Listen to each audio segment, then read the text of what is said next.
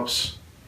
So if I haven't responded to you and you've sent me 2 emails, a press release and then 1 follow-up, I'm probably not going to respond to the second follow-up. Unless you got like an out-of-the-office reminder or something like that. Also, I'd just be real careful about how much information you're sending individual journalist users. Because if you're filling up their inbox with a bunch of stuff, they're going to cut it off because their inboxes are already full. Yeah. But if you're only sending them like maybe a daily or weekly digest of here's everything that you said that you wanted to hear from us.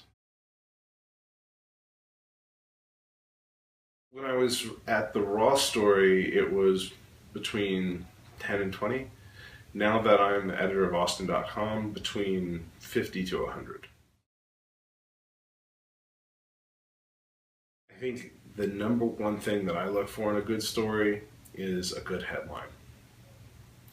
If you can write a good headline, you can get 1 million readers or more, easily. But writing good headlines is very, very hard, and most journalists are terrible at it. Most editors are even worse. So when you see good headlines, those are truly rare. Those are truly rare creatures.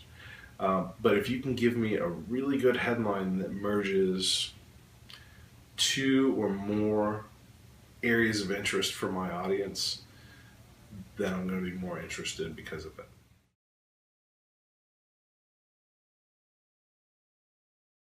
Absolutely. Because a lot of times journalists are at a loss for what to pitch when they're in a situation with an editor who is not overburdened with assignments. And because of that, it becomes... There's a large space for lazy journalists to write about nonsense. And that, I believe, drags the quality of the press down. Personal email, request a meeting, treat it like a one-on-one situation. I respond to personal emails much more than I respond to press releases. Yeah. I would say I respond to 95% of the personal emails I get, and maybe 10% versus a general press releases sent to everyone. Yeah. And if possible, track them down through social media. Direct messages on Twitter and Facebook work sometimes, and so does InMail with LinkedIn.